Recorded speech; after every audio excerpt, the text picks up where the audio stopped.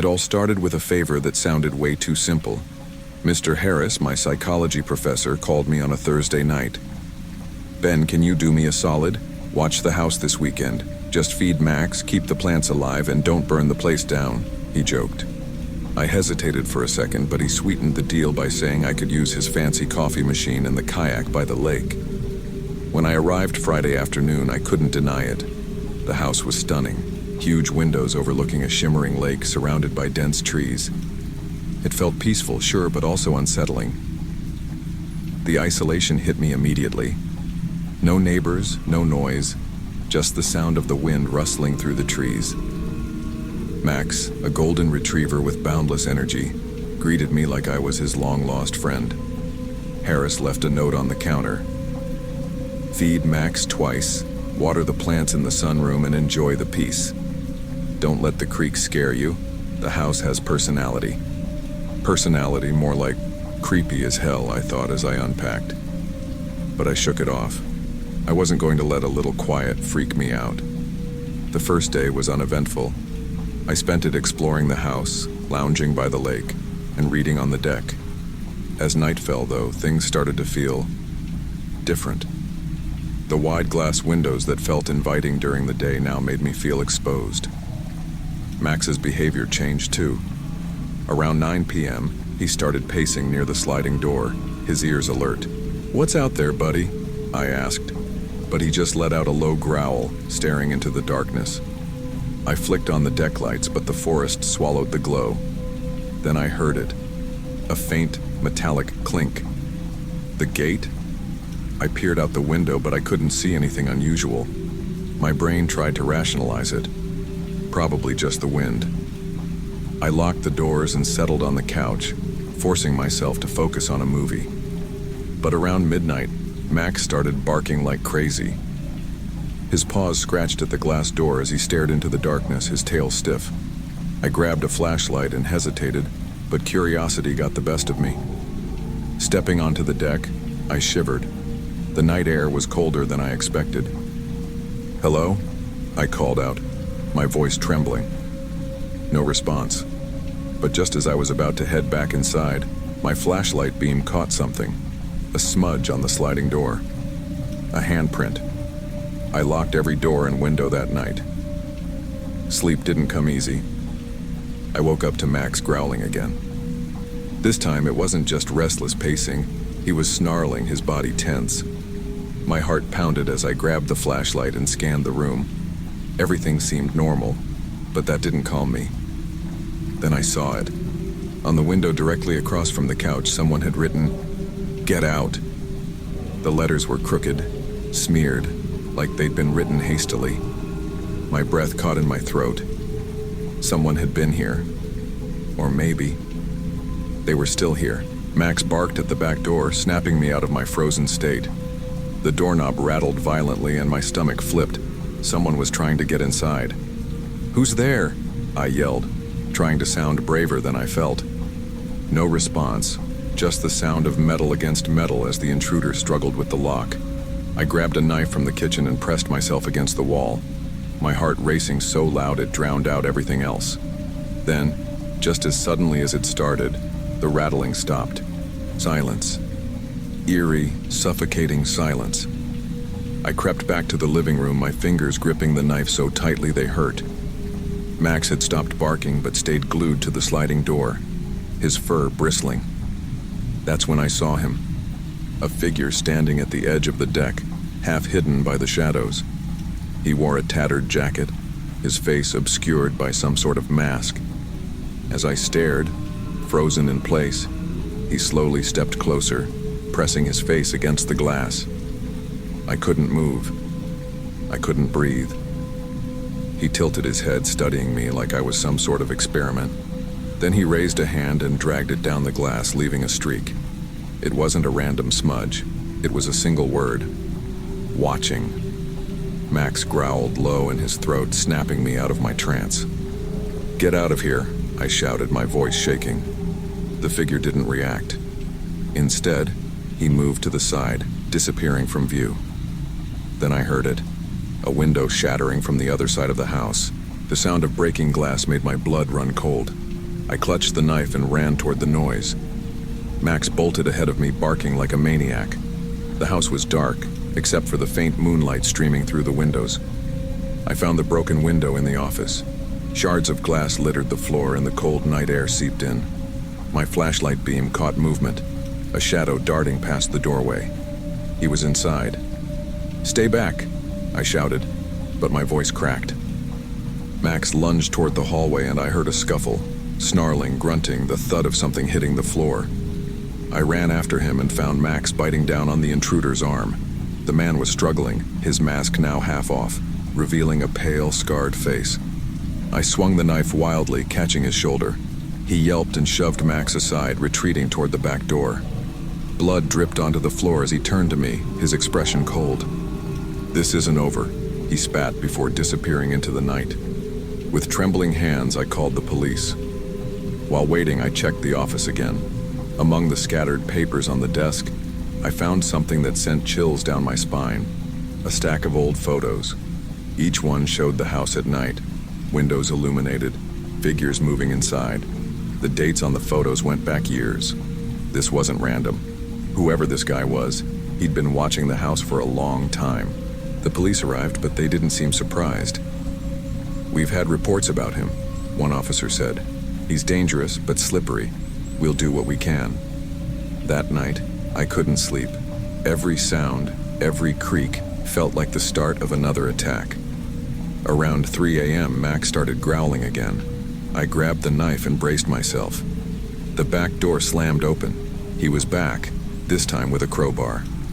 "You should have left," he hissed, stepping into the room. What followed was chaos. Max lunged at him again, and I swung the knife, catching his leg. He screamed, dropping the crowbar, and I used the moment to shove him toward the door. Somehow, Max and I managed to force him outside. The police, still patrolling nearby, caught him before he could escape.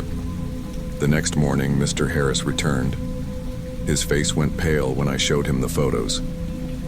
"I thought this was over," he muttered, refusing to explain. I left that house as fast as I could, Max by my side, but as I drove away, I couldn't shake the feeling that it wasn't truly over. In the rearview mirror, I swore I saw someone standing at the edge of the woods, watching.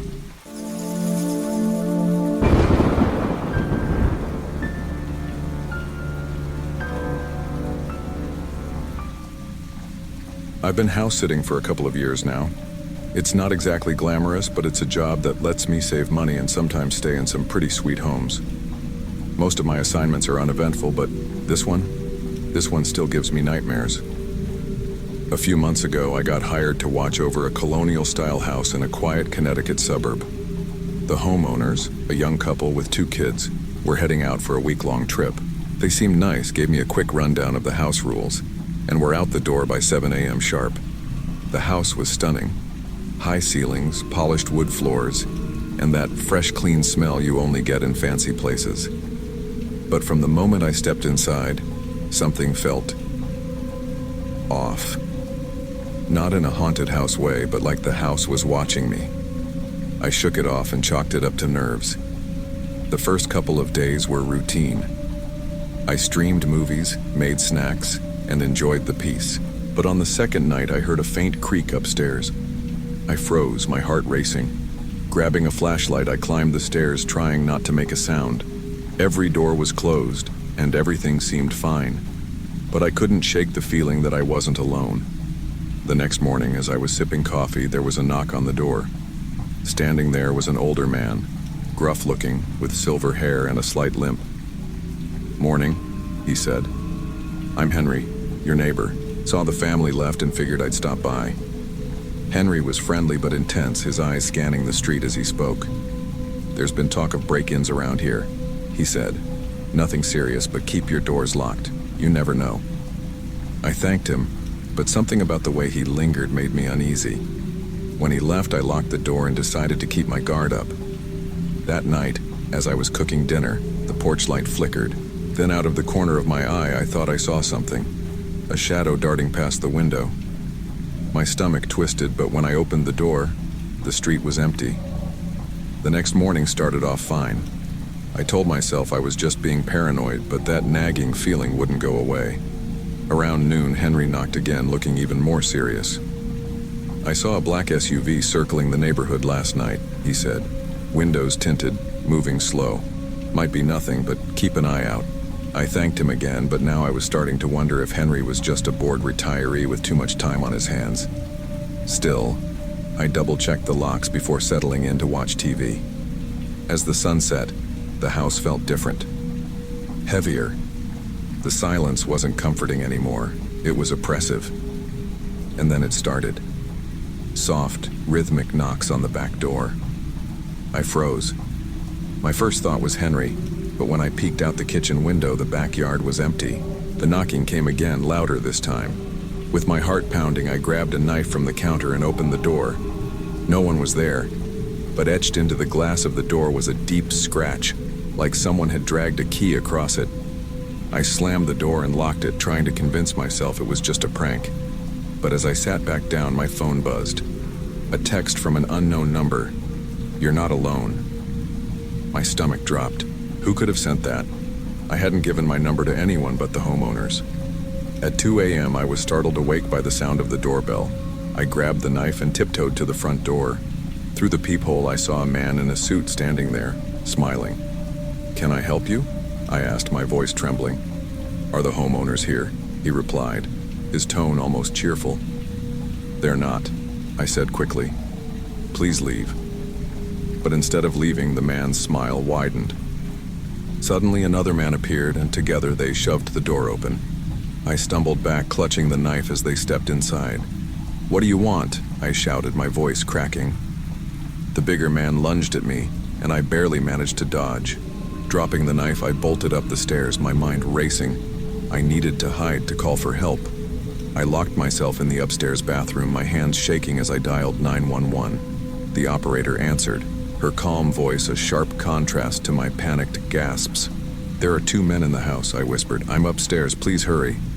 The pounding on the bathroom door was relentless, each hit making the wood splinter more. Just as I thought it would give way, the pounding stopped, and then I heard it.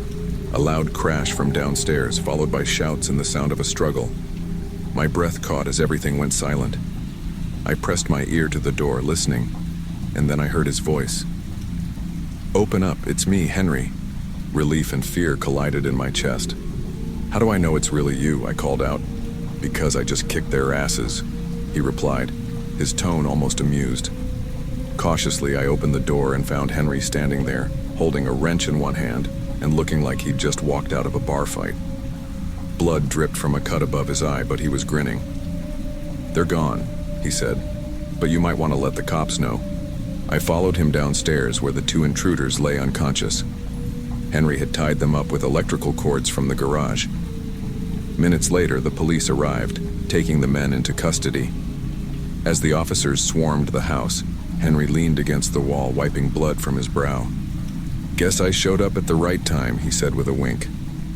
"You saved my life," I said, my voice shaking. "Don't mention it," he replied, heading back across the street. The family returned a few days later, horrified when I told them the story.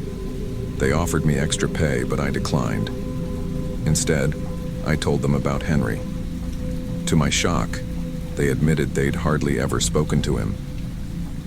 Weeks later, I tried to visit Henry to thank him again, but his house was empty. The mailbox was full, the lawn overgrown. It was like he'd vanished. Sometimes I think back to that night and wonder who or what Henry really was. A hero? An angel? I don't know, but I do know this. Without him, I wouldn't be here to tell the story.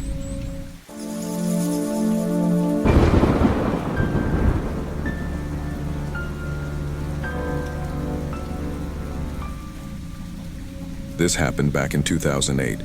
The recession was hitting hard and life felt like it was closing in on me.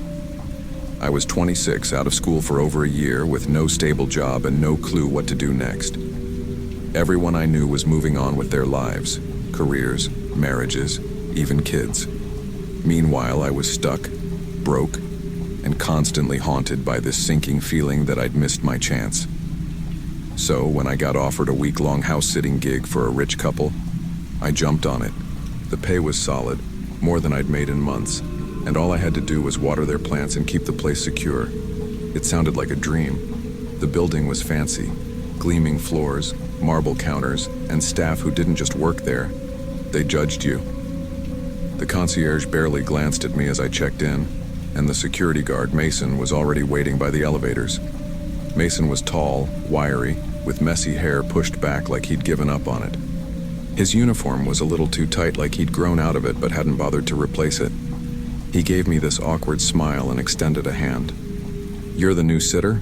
I'm Mason. I'm here every night." He was friendly enough, but there was this energy about him. He talked a little too much, laughed at his own jokes, and kept dropping hints about how important his job was. It was like he was trying to prove something. When we got to the 15th floor, he handed me the keys and paused like he wanted to say more. "If you hear anything weird, just call me, okay?" His tone was casual, but his eyes weren't. "Weird how?" I asked, trying to laugh it off. He shrugged. "You'll know." The apartment was massive, bigger than my entire childhood home. Everything screamed money. Sleek furniture, giant windows with a killer view, and a kitchen stocked with food I couldn't afford. There was a note on the counter from the owners.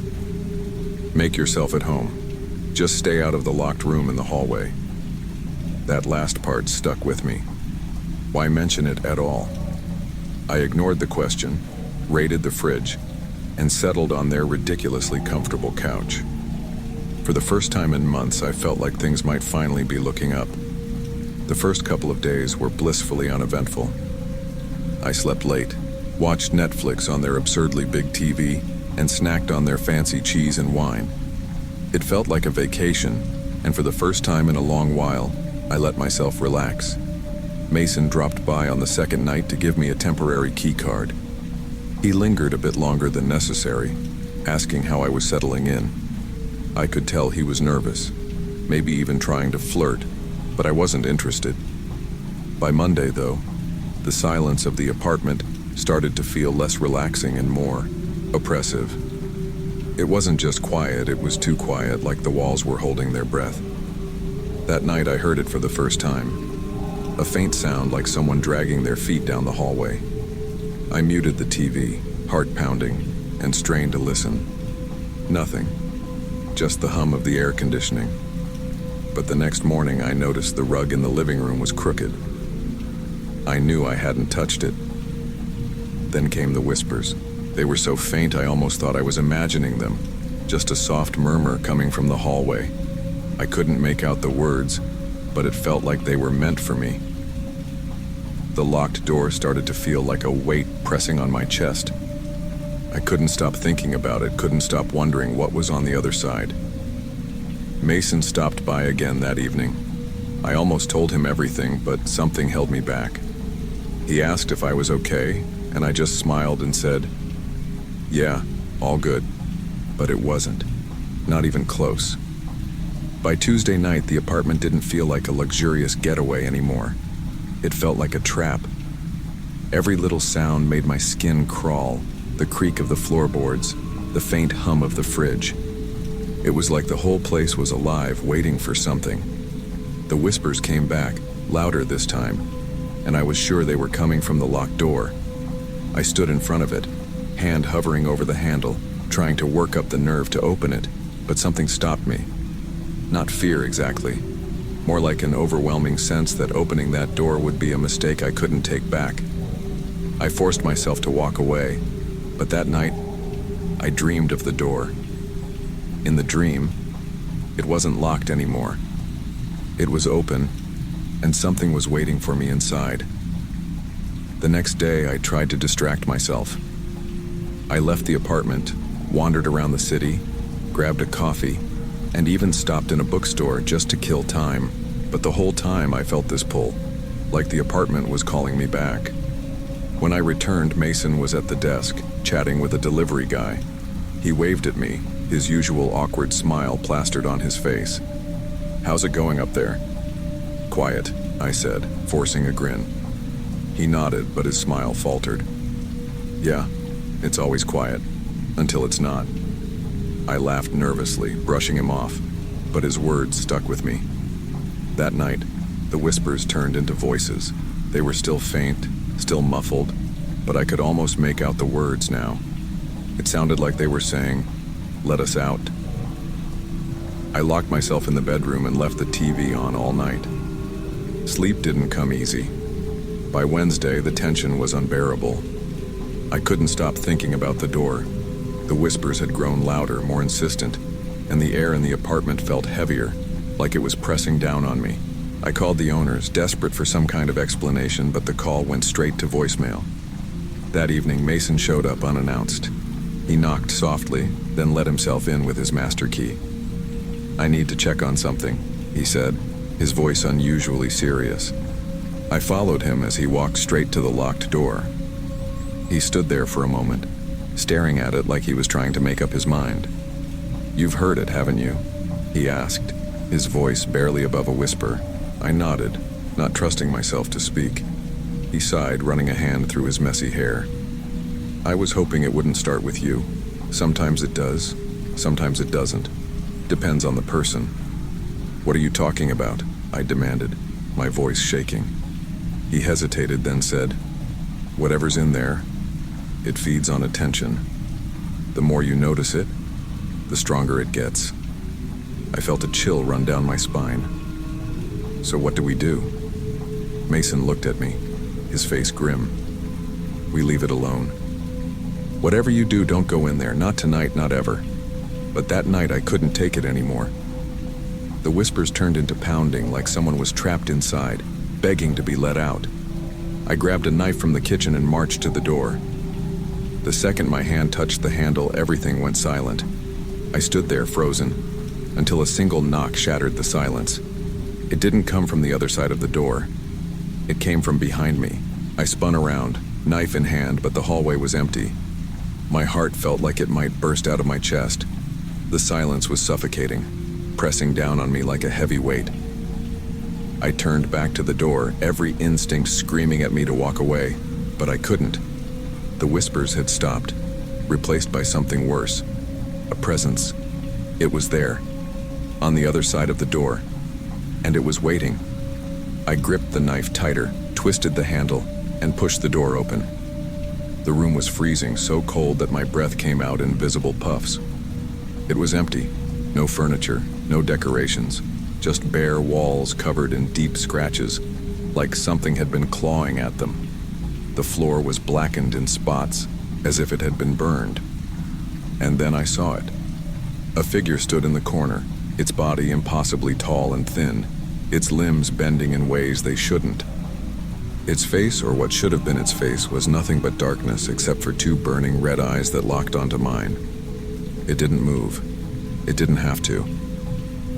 The sheer weight of its gaze pinned me in place, stealing the air from my lungs. The knife slipped from my hand, clattering to the floor. The sound seemed to snap me out of my trance, and I stumbled back, slamming the door shut. I ran to the living room, every nerve in my body screaming to get out, but the front door wouldn't open. The deadbolt was stuck, and the keycard reader blinked red. Behind me, I heard the door to the room creak open again, slow and deliberate. Footsteps followed, heavy and uneven, dragging across the floor. I grabbed my phone, hands shaking, and called Mason. He answered on the first ring. "Get up here," I whispered. "Now." Mason arrived within minutes, bursting through the door with a look of sheer determination. His eyes darted to the open door in the hallway, and his face paled. "What did you do?" he hissed, but there was no time for explanations. The air grew thick with smoke, and a faint orange glow began to seep under the apartment's main door. The fire alarms were silent, but the smell of burning was unmistakable. "We need to get out," Mason said, grabbing my arm. As we ran toward the stairwell, the apartment behind us groaned, like the walls themselves were alive. The floorboards creaked and buckled, and the footsteps followed us faster now, echoing off the walls. When we reached the stairwell, Mason slammed the door shut behind us, and we bolted down the stairs. The smoke grew thicker with every step, but we didn't stop. By the time we hit the lobby, my legs were shaking so badly I could barely stand. The fire department was already there, residents spilling out into the street in confusion. Mason and I collapsed onto the curb, gasping for air. I turned to him, ready to demand answers, but the look on his face stopped me. "It's not over," he said quietly. "It never is." What do you mean? I asked, dread pooling in my stomach. That thing, it's tied to the building, but sometimes it latches onto people. If it's marked you, it won't stop. Not until it gets what it wants. Mason's words echoed in my mind. If it's marked you, it won't stop. I sat on the curb, staring at the flickering flames consuming the upper floors of the building. Firefighters moved with purpose. Residents murmured in confusion, but none of it felt real.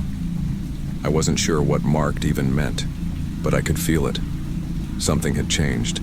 It wasn't just fear or paranoia. It was like a shadow hanging over me. Something I couldn't shake no matter how hard I tried. Mason sat beside me, unusually quiet. Finally, I broke the silence. What happens now? He didn't look at me. You go home. You try to forget. Maybe it leaves you alone, but maybe it doesn't. I wanted to scream at him, to demand more answers, but the look in his eyes told me he didn't have them. Whatever this thing was, it didn't follow rules we could understand. I left the city that night, driving back to my tiny apartment in the suburbs. I wanted to believe it was over, that the fire had destroyed whatever was in that apartment, but deep down I knew better.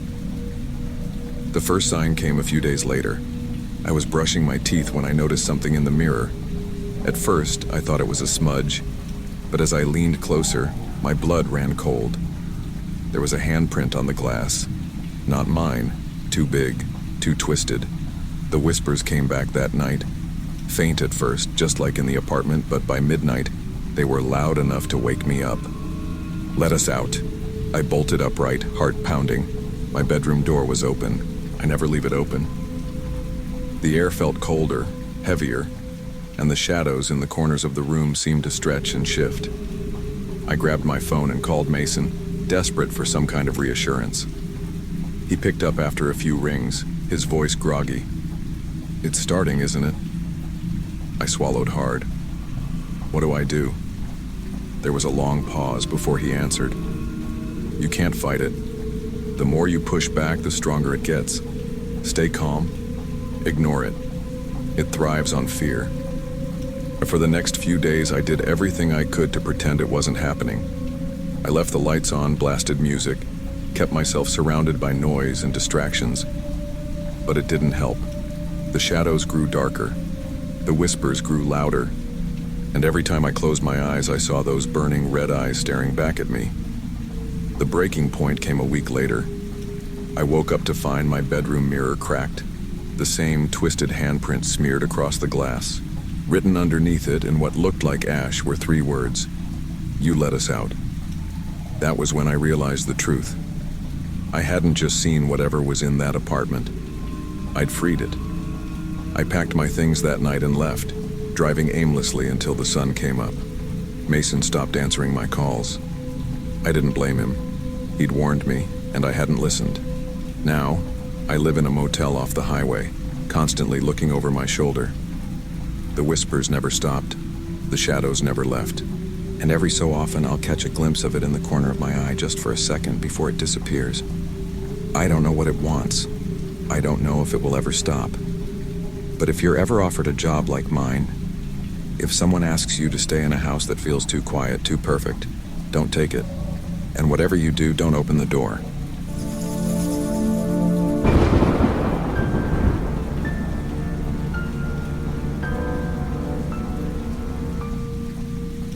"2014 wasn't my year.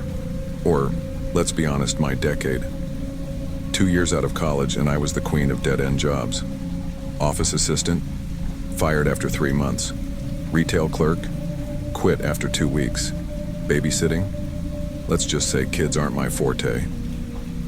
After another soul-crushing rejection, I found myself scrolling job boards late at night, desperate for anything that wouldn't make me want to scream into a pillow. That's when I stumbled on house-sitting gigs. It sounded too good to be true. Stay in someone's nice house, water their plants, walk their dog, and get paid. I signed up with an agency, figuring it couldn't hurt. The first few jobs were uneventful, boring even. But I needed boring. I needed stability. Then I got cocky. After 3 months, I decided I could do it better on my own. I told my boss what I thought of her management style, not my best moment, and went solo. At first, nothing happened. No calls, no emails, no anything. I started doubting myself again. But then, one Monday morning, my phone buzzed. A man named Greg wanted someone to house sit for a long weekend. He sounded nice, polite. The job was only 10 miles away, so I figured, why not? Tuesday afternoon, I got in my car and headed to the address Greg had given me. The directions took me farther and farther away from anything resembling civilization. Paved roads turned to gravel, gravel turned to dirt, and my GPS started glitching. When I finally found the house, my heart sank. It was huge but run down. Paint peeling off the walls, windows fogged with grime, and a porch that looked ready to collapse. 2 old cars sat in the driveway, their bumpers held together with duct tape. Okay, don't judge, I told myself. It's just a weekend.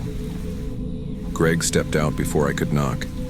He looked normal enough, khakis, a polo shirt, and the kind of smile that seemed plastered on. But then I noticed his shoes, filthy sneakers with holes in the toes. Something about the mismatch unsettled me, but I ignored it. "Come on in," he said, holding the door open. "Let's chat inside." The inside of the house was better than the outside, but not by much. It was clean, but too clean. Like it was staged for a real estate ad, not lived in. No family photos, no clutter, no signs of a dog. Greg led me to the kitchen, where we sat at a small, spotless table. The faint smell of mildew tickled my nose, and the silence was deafening. "Where's the dog?" I asked, trying to sound casual.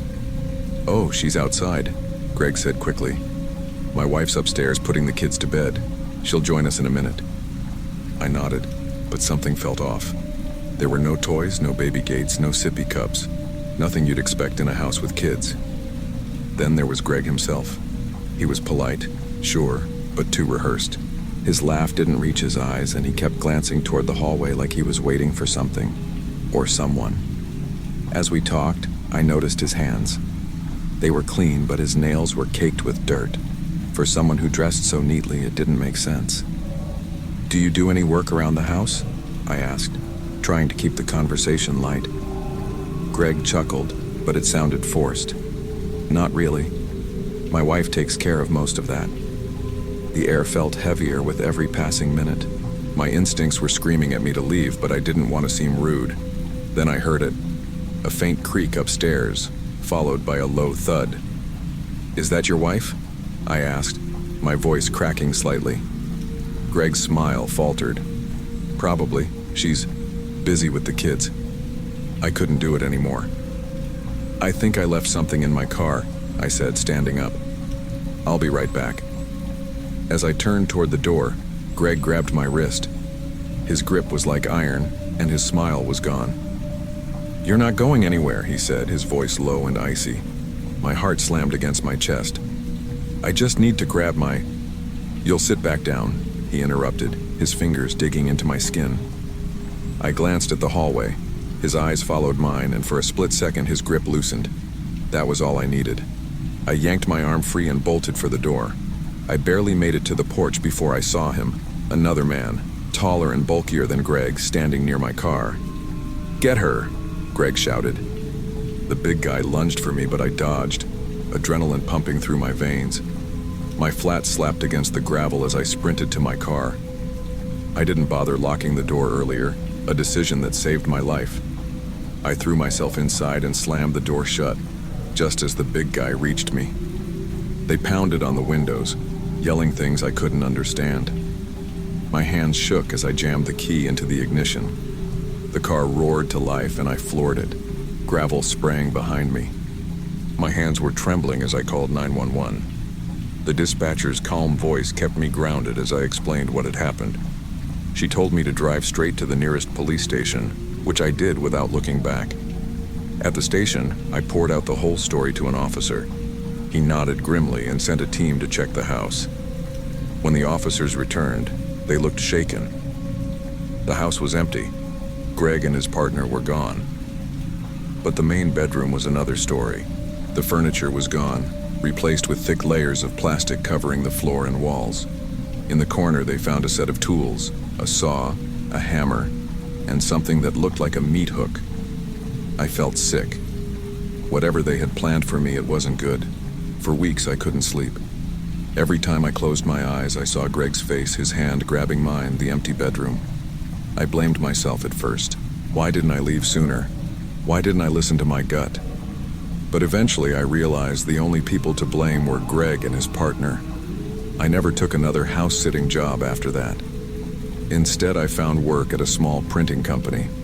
The people there were kind and understanding, everything Greg wasn't. I still think about that day sometimes. It taught me the importance of trusting my instincts and putting my safety first. To anyone reading this, the world can be a dangerous place. Listen to your gut, even if it means offending someone. It might just save your life.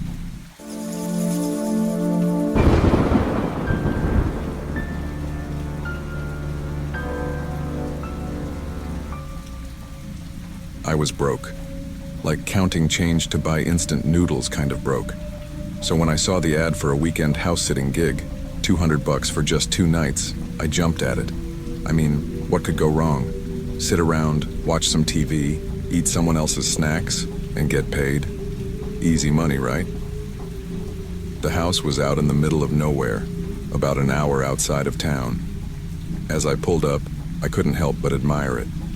It was massive, like something out of a fancy real estate listing. Clean white siding, big windows, and a wraparound porch that looked like it belonged on a magazine cover. It had that too perfect to be true vibe, but I shrugged it off. Maybe rich people just had better taste. Mr. Mitchell, the owner, was waiting for me at the door. He was this older guy, maybe late 50s, with a thick mustache and a tired look in his eyes. He didn't waste time on pleasantries, just handed me a set of keys and gave me a quick rundown. "Stay in the guest room on the first floor," he said, pointing down the hallway. "Help yourself to the kitchen, but don't go upstairs. The master bedroom and the study are off limits." Weird rule, but I wasn't about to argue. I just nodded and said, "Got it." As soon as he left, I did a little tour.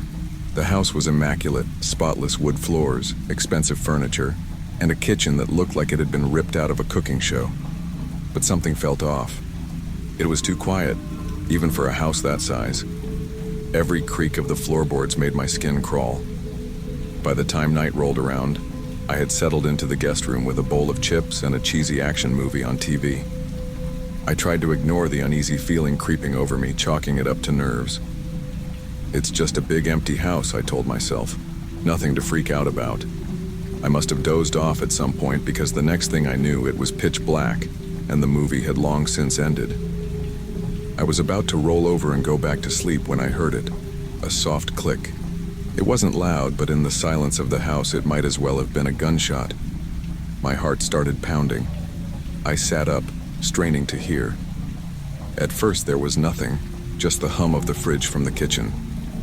But then I noticed something else. A faint glow coming from the closet. The door was slightly open, and I could see a sliver of light. I froze. I couldn't remember if I had closed it earlier or not, but I was sure it hadn't been glowing. "Okay," I whispered to myself. "You're just tired. It's probably a motion light or something." I slid out of bed and tiptoed toward the closet, every muscle in my body screaming at me to stop. My hand hovered over the doorknob, and for a second, I thought about just leaving it alone. But curiosity got the better of me. I yanked the door open. Nothing. Just a few old coats and some shoes scattered on the floor. The light was coming from a small bulb in the ceiling, flickering like it was about to die. I let out a shaky laugh. See? Nothing to worry about. But as I turned to head back to bed, I heard it. A voice, faint and almost a whisper, coming from behind me. "Don't go." I whipped around, but the closet was empty. My chest felt tight, and my legs were ready to bolt. I slammed the closet door shut and jumped back into bed, pulling the blanket over my head like a kid scared of the dark. I kept telling myself it was all in my head. It had to be. Still, it took me hours to fall asleep. Every little noise, the creak of the house settling, the wind against the windows, made me jolt awake. Whatever that voice was, I couldn't shake it. Something about this place wasn't right. and I had a sinking feeling the weekend was only going to get worse. The next morning, I woke up groggy and jumpy, every sound still sending my nerves into overdrive. The sunlight pouring through the guest room window made me feel a little better, though. Everything's less creepy in daylight, right? I decided to push the weirdness of the night before to the back of my mind. Maybe I was just overtired. I grabbed some coffee from the fancy machine in the kitchen and tried to relax. The house felt different during the day. Less intimidating, more like just another big, expensive home. Still, I couldn't shake the feeling of being watched. While cleaning up my mug, I noticed the closet door again. It was closed, but my stomach tightened just looking at it. The events from last night replayed in my head. The glow, the voice. Could it have just been a dream? I told myself I'd ignore it, but of course I didn't. Curiosity always gets the better of me. After psyching myself up for a good 5 minutes, I walked over and opened the door again. The light inside wasn't flickering this time. In fact, the bulb was completely off, and the closet looked completely normal. No glow, no whisper, just coats and shoes. That's when I saw it. At the very back of the closet, a section of the wooden paneling looked different. It wasn't flush like the rest of the wall. I ran my fingers along the edges, and sure enough, it moved. A small, hidden door. My heart thudded in my chest as I pulled it open, revealing a tiny, dark space about the size of a crawl space. It smelled old, like dust and mildew, but there was something else too. A metallic tang, sharp and unpleasant. Inside, I spotted something on the ground, a small, ornate key. It was gold, with intricate carvings on the handle. It felt heavy in my hand, almost too heavy for its size. That's when I heard it again. The voice. Don't. It was clearer this time, almost like someone was standing right behind me. I spun around, heart pounding, but the room was empty. My hands were shaking as I shoved the key into my pocket and slammed the closet door shut. The rest of the day I couldn't stop thinking about the key. What was it for? Why was it hidden? And, most importantly, why did I feel like someone or something didn't want me to have it? I tried to distract myself by exploring more of the house. I wandered through the living room, the dining area, and even peeked into the basement, but it was just your standard storage space. No weird vibes there. Then my eyes landed on the staircase. Mr. Mitchell had specifically told me not to go upstairs, but the urge to break that rule was too strong. If the key belonged to something upstairs, I needed to know. The first door I tried was locked, but the second, the master bedroom, creaked open without resistance. The air in the room was different, heavy, like it hadn't been touched in years. Dust coated the furniture, and the curtains were drawn, casting everything in shadows. On the far side of the room was a massive wardrobe, old and ornate, much like the key I had found. My pulse quickened. I felt like I was being drawn to it, like I had to know what was inside. As I approached, I heard faint whispers, almost too quiet to make out. They grew louder with every step, blending into one another until they became a single word: leave. But I didn't. Instead, I pulled the key from my pocket and slid it into the wardrobe's lock. It fit perfectly, and with a soft click, the door creaked open. Inside was nothing, just an empty, dark space. But as I leaned closer, I realized it wasn't just darkness, it was moving. Shadows swirled and shifted like smoke, and the air seemed to hum with energy. I reached out, my hand trembling, and the whispers turned into a roar. Suddenly, the wardrobe door slammed shut, nearly catching my fingers. I stumbled back, my breath coming in short gasps. The whispers were gone, replaced by an eerie silence. My gut told me I'd just woken up something I couldn't put back to sleep. I bolted out of the room and slammed the door behind me, vowing not to go back upstairs. But deep down, I knew this wasn't over. Whatever was in that wardrobe or that house wasn't done with me yet. I spent the rest of the day trying to convince myself I hadn't seen what I'd seen. Maybe it was a trick of the light, or my imagination running wild, but deep down, I knew better. Something was wrong with this house, and whatever I'd unlocked upstairs was just the beginning. As the sun dipped below the horizon, the uneasy quiet of the house grew heavier. Every creak, Every distant sound felt amplified. I tried keeping the lights on in every room, hoping it would chase away the weird vibes, but the shadows seemed to linger longer than they should. Around midnight, I was lying in bed, scrolling through my phone, when the whispers started again. At first, I thought it was the wind, but the sound grew clearer, soft, insistent, and coming from the closet. I sat up, my pulse racing, staring at the door. It was closed, but I could see a faint glow around the edges, just like the night before. My gut told me not to get up, to stay under the covers and pretend I didn't hear anything. But my curiosity, or maybe my stupidity, got the better of me. I grabbed a flashlight and crept toward the closet. My hand was shaking as I reached for the doorknob. I hesitated, then yanked it open.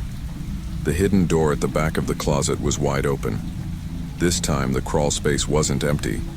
The shadows inside seemed thicker, almost solid, and something was moving in the darkness.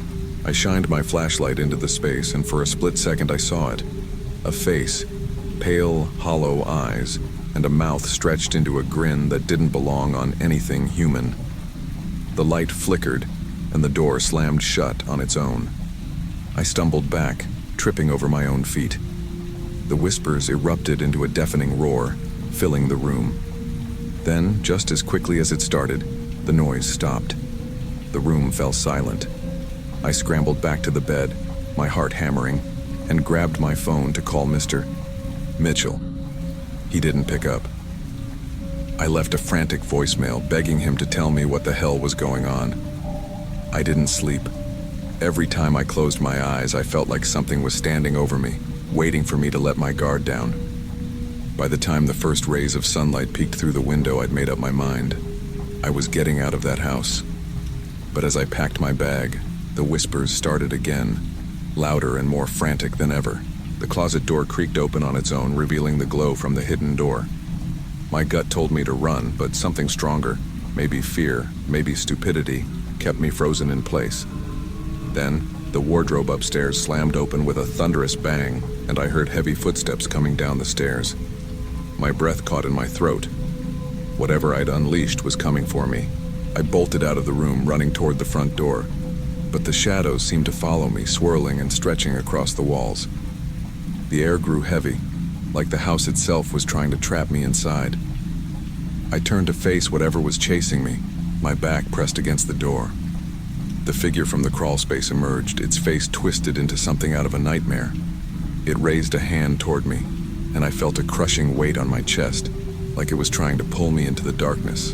With no other options, I reached into my pocket and pulled out the key. I had no idea what it would do, but I hurled it at the figure with all my strength. The moment the key hit its chest, the shadows recoiled, and a guttural scream filled the house. The figure dissolved into smoke, and the weight on my chest lifted.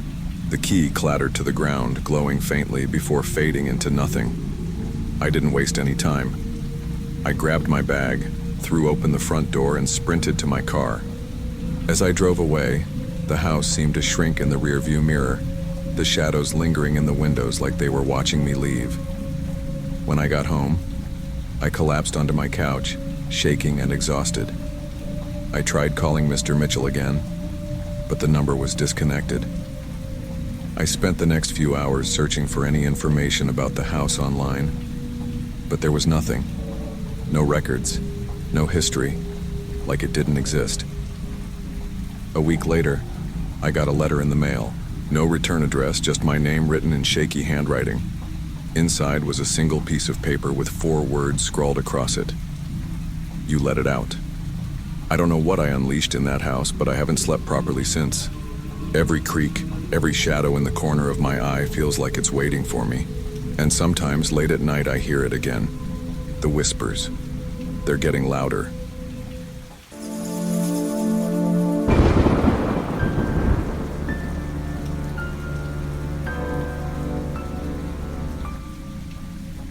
You know how sometimes you agree to something because it sounds too good to pass up, but deep down something feels off? That's exactly how I felt when Mr. Roberts, one of my dad's old friends, called me with a simple job offer. "Hey, you want to make $250 this weekend?" he said. Just house sit for me while I'm out of town. Keep an eye on things. $250 for 2 days of doing basically nothing. As a broke computer science graduate drowning in debt, I didn't need much convincing. I was in. When I showed up at his house, it hit me how upscale this neighborhood was. Perfectly trimmed lawns, driveways with shiny SUVs, and houses that looked straight out of a magazine. His house, though, was massive. It had this cold, sterile vibe, like nobody really lived there. Inside, it only got weirder. "This is the security hub," Mr. Roberts said, leading me to a room upstairs with a huge desk and an even bigger monitor showing camera feeds from every corner of the house. Living room, kitchen, hallways, even the basement. "Stay up here and keep an eye on these," he said, tapping the monitor. "Oh, and don't mess with the basement door, it stays locked." That last part made me pause. "Why?"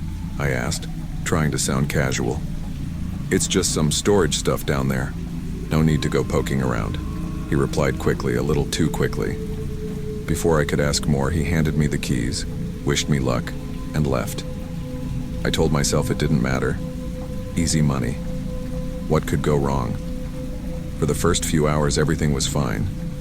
I set up my laptop in the security hub, glanced at the cameras now and then, and worked on some coding projects. Occasionally, I'd hear a creak or groan, but it was an old house, totally normal, right? But as the evening rolled on, the vibe changed. I couldn't put my finger on it, but the house felt off. Around 11 p.m., something caught my eye on the monitor. The feed from the living room flickered. When it came back, the door to the backyard was slightly open. I was sure I hadn't left it like that. Trying to stay calm, I went downstairs to check. The lock was undone, but nothing seemed out of place. Maybe I forgot to lock it. I double-checked the lock, then headed back upstairs. When I sat back down, another camera caught my attention. This time it was the hallway. The closet door was open. Wide open. I froze, my eyes glued to the monitor. I was certain it had been shut earlier. I rewound the footage, and that's when I saw it. A shadowy figure, tall and slender, moving past the camera and slipping into the closet. My blood ran cold. This wasn't my imagination. I tried to stay calm, but my hands were trembling. I switched between the camera feeds, desperately searching for any sign of movement. The closet door was still open, but the hallway was empty. And then, on the basement camera, I saw it. The figure emerged from the shadows, tall and unnaturally thin, its shape barely human. It moved slowly, almost deliberately, as if it knew I was watching. It turned toward the basement stairs, toward me. My breath hitched as I scrambled for my phone. I couldn't call my dad. He'd think I was imagining things. And the cops? What would I even tell them? "Hi, I'm house sitting and there's a shadow in the basement." Yeah, that'd go over great. The figure stopped at the bottom of the stairs, and then the feed cut to static. Morning couldn't come fast enough. When the sun finally rose, I mustered the courage to check the house. Everything seemed normal. Doors locked, windows intact. But the basement door was different. It was unlocked. Mr. Roberts had been adamant about keeping it locked. My pulse quickened as I opened it, the creak of the hinges echoing like a scream. The air was cold and heavy, like the basement was holding its breath. I descended slowly, flashlight in hand. At first glance, it was just a regular basement. Boxes, old furniture, nothing unusual. But then I saw it, the wall the camera was pointed at. There were deep scratches, jagged and wild, carved into the concrete. And on the floor, scattered around, were old, rusted tools. One of them had what looked like dried blood on it. My flashlight flickered, and for a split second, I thought I saw the shadow again, standing at the far end of the room. I bolted up the stairs, slamming the door shut and locking it behind me. That night, I didn't even pretend to work. My eyes were glued to the monitor, every muscle in my body tense. I had to know what I was dealing with. Around midnight, the figure appeared again. This time, it didn't hesitate. It moved with purpose, climbing the stairs toward the study. The sound of footsteps echoed in the hallway outside my door. I grabbed the chair, wedging it under the doorknob, and backed away. my heart pounding so hard it hurt. The doorknob rattled. Then came the sound of scratching, slow and deliberate, like it was taunting me. I had one option, the window. I threw it open and climbed onto the sill, glancing down at the bushes below. It wasn't a short fall, but I didn't have a choice. As the door behind me cracked open, I jumped. The landing wasn't pretty. My ankle twisted on impact, sending a sharp pain shooting up my leg. But I didn't stop. I ran to the neighbor's house, banging on the door until they let me in. The cops arrived within minutes. I told them everything, about the shadow, the scratches, the basement. They searched the house and found signs of forced entry in the basement. The camera, the scratches, the bloodstained tool, they saw it all. But there was no shadow, no figure, nothing to prove what I'd seen. Mr. Roberts arrived the next morning, acting nervous but dismissive. "Just some vagrant," he said, "probably looking for a place to crash." But his eyes told a different story. He knew something. Weeks later, I still have nightmares. That shadow haunts me, standing at the foot of my bed, watching. I've stopped looking for answers. Some things are better left unexplained, but if you ever get offered easy money to house sit, take my advice, run. Some houses aren't meant to be watched, and some things, they're watching back.